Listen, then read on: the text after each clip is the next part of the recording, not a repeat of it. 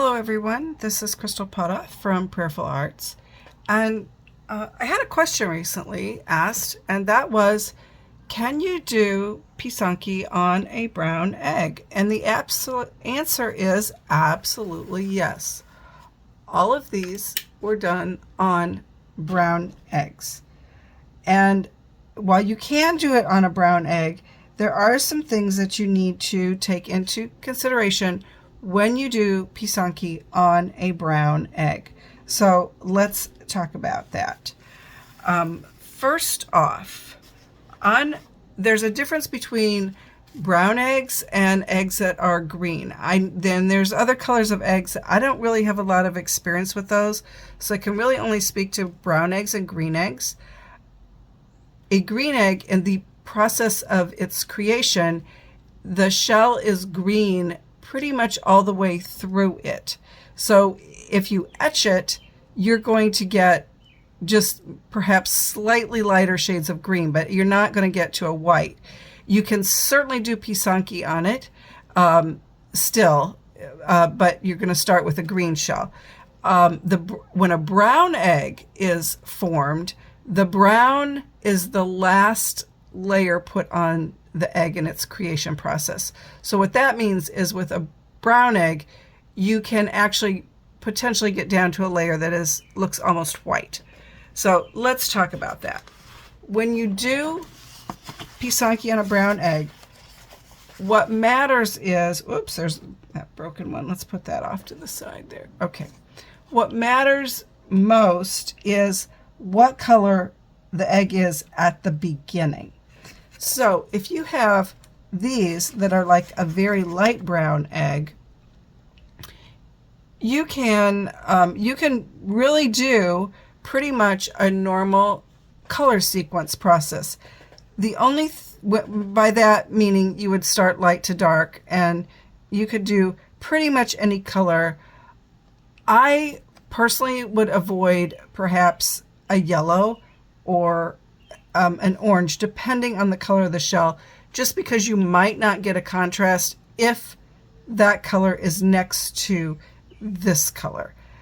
What you will find is that the egg will, if you put it in yellow, it's going to have a different tone to it because it's not starting on a white egg, it's starting on something that has color already on it.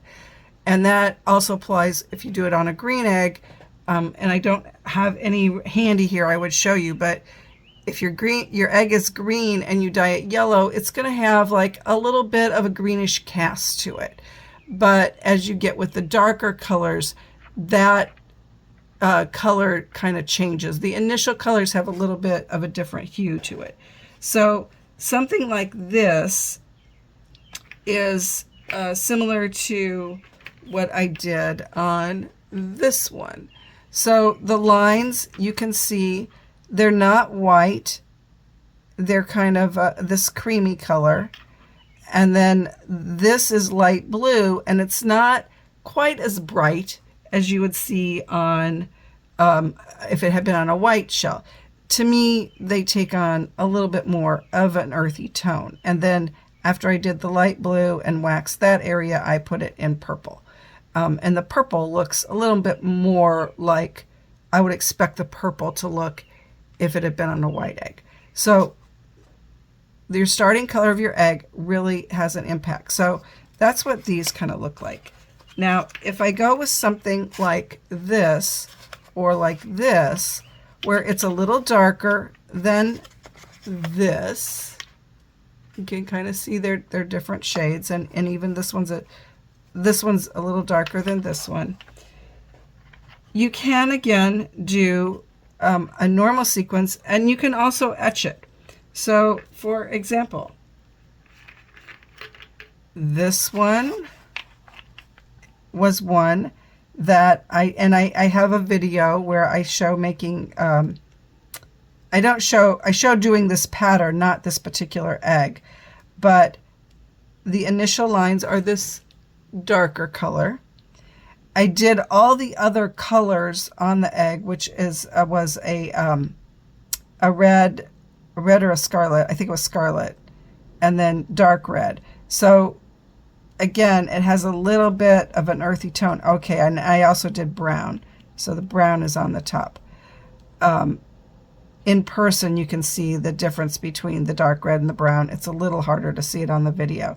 And then the last thing I did was I etched it, and that's when I got to this whiter layer. So I etched it as that being the final color. I could have etched it first and then done the red and browns. I have found, generally speaking, when I etch an egg, the red family doesn't seem to take the dye as well. So that's one of the reasons I dyed it and used the etching at the end. And I have found that on brown eggs and even white eggs, that the dyes I use don't seem to take the reds as well. Now, I've not used every single red dye that's out there, so there might be one that works very well. But this is what I have found. So you can do that. Here is another one that I did with the egg starting out in this tone. And on this one, I drew the lines with the wax on the natural color of the shell. I put it in mushroom, which was a Pysanky USA color, and got this kind of goldish color right here, and that's here. So that's a kind of a yellow color, but it's a little deeper, and putting it on top of this already toned color, it was an even deeper yellow. So in that case, it shows up pretty good. And then I put it in brick, and then I put it in black, and it kind of has a little bit of a brownish cast to it, which I like on this particular one. This one has not yet been varnished. Here is another one that I did with this color, and there you can see I did these dashed lines, and then I put it in the very light blue, and you can definitely see that color is different than if it had been on a white egg. If the very light blue had been on a white egg, it would be a much brighter, more robin's egg kind of look to it. So that's where you're seeing the difference in the dye color, because you're starting with a toned surface rather than the white surface. And if you've ever worked on toned paper or something like that, you've experienced this. So that your colors take on a little different hue because your initial surface is not white, it's a different color. So this is this one, and this one was not etched, so I didn't etch it at all. I just did the initial wax on all these lines, and then I dyed it in the very light blue, and then I put it in green, and it looks like maybe light green, and then I think I did dark green, and then I put it in royal blue for the last color, and those were all Ukrainian gift shop dyes. So that's something else you can do. Now on this one here, this is a 48 triangle design. Again, I did these dashed lines, and then I etched the egg to get to this lighter color. When you're etching the brown egg, and I'm just going to set these down before I drop them, sometimes what I do is I take a picture of it beforehand so I can kind of look to see how much lighter, how much change have I gotten in it, because I want to make sure I get that contrast. And so like here, you can see, and you can see this a little better in person, you can see these dashed lines against this white, this, or where I've etched into it, because I etched into it enough that I got a much lighter color. And then after I did that, I used the freezer method, where I put the egg in the freezer for 5 minutes, and then I put it in the light green, and then I did the same thing again, and I put it in the dark green. And the reason I used the freezer method was because sometimes when you etch into the shell, obviously the shell is much thinner now, and sometimes there can be some little teeny tiny pores open up that you don't see. So using the freezer method prevents the dye from seeping in and giving you like the kind of the starburst effect that can look really cool on an egg, but I didn't want it here. So here's one where I did the initial lines, etched it, waxed the etched part, and then did 2 layers of dye. Now, if you have a really dark brown shell, and here, let me hold up these other ones. Almost lost it. So there's, you see that one's darker, and then there's the lighter one. So 3 different shades of brown, and they even come darker than this. But if you have a dark brown shell, generally what I do is I will do all the lines on the egg, and then I will etch it to get to lighter colors. And if I want to put color on it, then I will likely do that afterwards. So let me show you. I have 2 of them here. So these 2 were on dark brown eggs, similar in this, even really this one particularly a little bit darker. And so what I did, we'll talk about this one first. This one was inspired by a napkin, and again I have the video on this one that I'll link up there.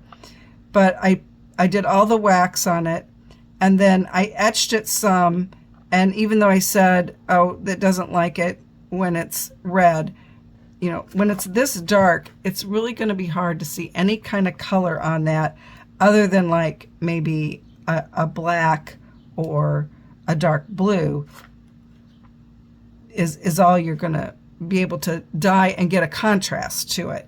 You know, yellow is not going to show up, orange is not going to show up. It'll look a little different, but it really won't be enough if you just put it directly on this shell without etching it. So here I etched it, and then I used my paintbrush, and I painted these colors on. And again, I'll show you that. You can watch that video on how I did that. So that's one way you can do the really dark brown eggs. And then on this one, I did all the line work on it, the dark. So the really dark is the line work. I etched it once and got to this lighter color right here. And then I etched it again and got to this color. So this color here and this color here, these are both the natural color of the shell but etched into it. Then I did the dye sequence. And so then I did the yellow, orange, and red. And this egg had a whole bunch of wax on it because the final color was the red.